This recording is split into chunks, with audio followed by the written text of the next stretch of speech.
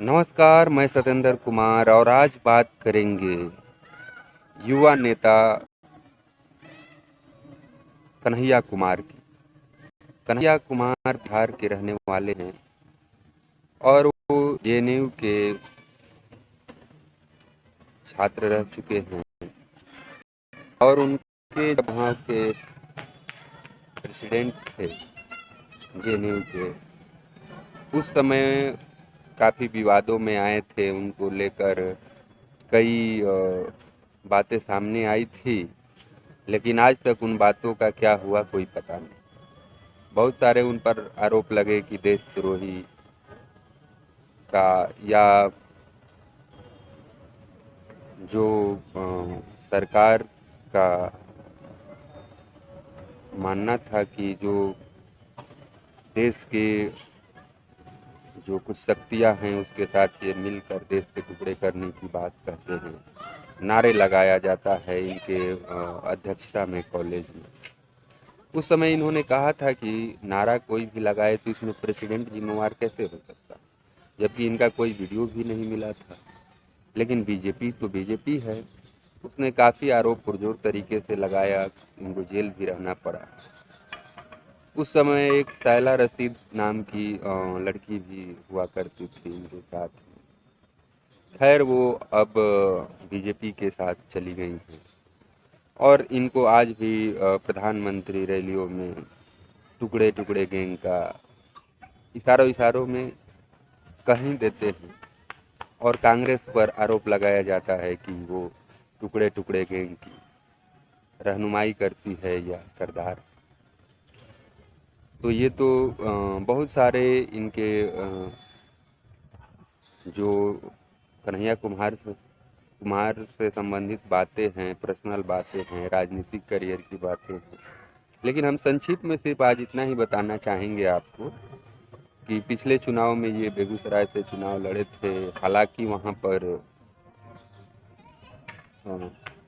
दूसरे नंबर पर आए थे और वहाँ पर ये गिरिराज सिंह से चुनाव हार गए थे, क्योंकि गिरिराज सिंह और ये दोनों एक ही कम्युनिटी से आते हैं। वो भी भुनिहार कम्युनिटी से आते हैं, ये भी भुनिहार कम्युनिटी से आते हैं। और उस समय वहाँ पर आरजेडी अलग चुनाव लड़ रही थी, तो इसलिए वहाँ पर इनका टिकट पिछले बार गड़बड़ा गया।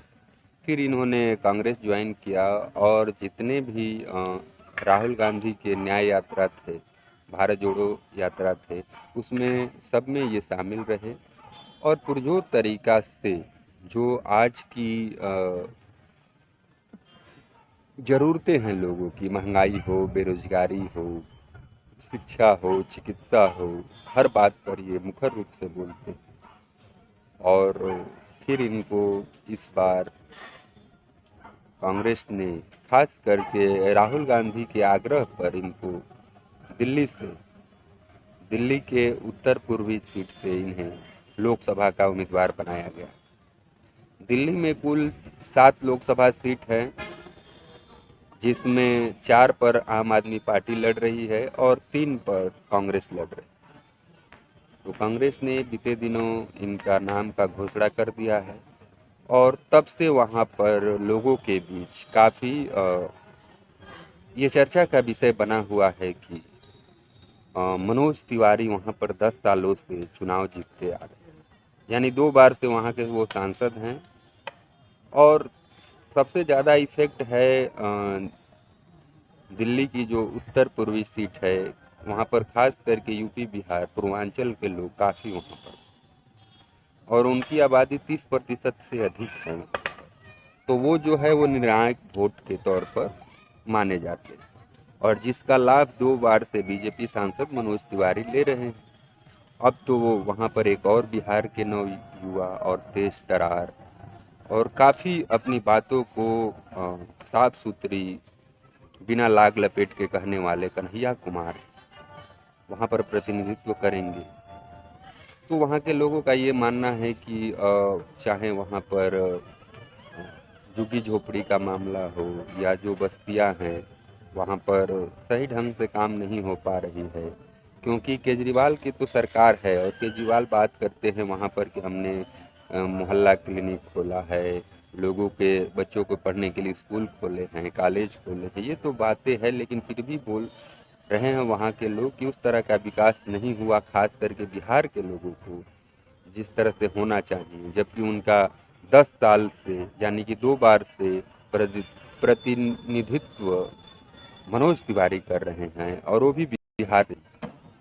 तो इस बार वहाँ पर हालात बदल सकती है और कन्हैया कुमार अब वहाँ पर मैदान में आ गए हैं, लोगों से मिल रहे हैं और देखना ये है कि 2024 में क्या वो ये जीत दर्ज कर पाएंगे और उत्तर पूर्वी दिल्ली के आवाज़ संसद में उठा पाएंगे या नहीं। कन्हैया कुमार सिर्फ दिल्ली के ही आवाज़ नहीं बनेंगे, आज तो पूरे हिंदुस्तान में उनके चाहने वाले और फैंस की कमी नहीं है, बहुत सारे फैंस हैं, चाहे वो किसी पार्टी के हैं, उनके बातों के और जो तर्क देते हैं उसको खास करके युवा है वो सुनना चाहता है। और खास करके बिहार के युवाओं में या देश के वैसे युवाओं में जो पढ़े लिखे लोग हैं, उनके बातों से काफ़ी प्रभावित रहते हैं और वो चाहते हैं कि कन्हैया कुमार एक बार लोकसभा में उनकी आवाज़ गूंजे और इसके लिए वो काफ़ी सोच रहे हैं कि इस बार कन्हैया कुमार को जिताएं। मनोज तिवारी को 10 सालों से देख लिया, कभी भी वो बात जब उनसे मीडिया पूछती है कि आपने क्या किया है, तो हर बार वो कहते हैं कि प्रधानमंत्री मोदी जी सब करें। तो जो सांसद चुना जाता है, सांसद का अपना अपना काम होता है और सांसद का फंड होता है, उस फंड से उन्होंने क्या क्या काम किया, इन सब बातों का हिसाब कन्हैया कुमार मांग रहे हैं कि आपने उत्तर पूर्वी दिल्ली के लिए क्या किया है और 5 साल बाद आप क्या करने वाले हैं अगर जीत जाएंगे। तो ये मुद्दा है। और जहाँ तक कि बेरोजगारी का मुद्दा है, भ्रष्टाचार का मुद्दा है, ये भी कन्हैया कुमार उठा रहे हैं। अब देखते हैं कि इसका लाभ कितना कन्हैया कुमार को मिलने वाला है। और जानकारी के साथ हम दिल्ली के लोकसभा चुनाव के बारे में बात आपसे करते रहेंगे। हालांकि आज की खबर में बस इतना। नमस्कार।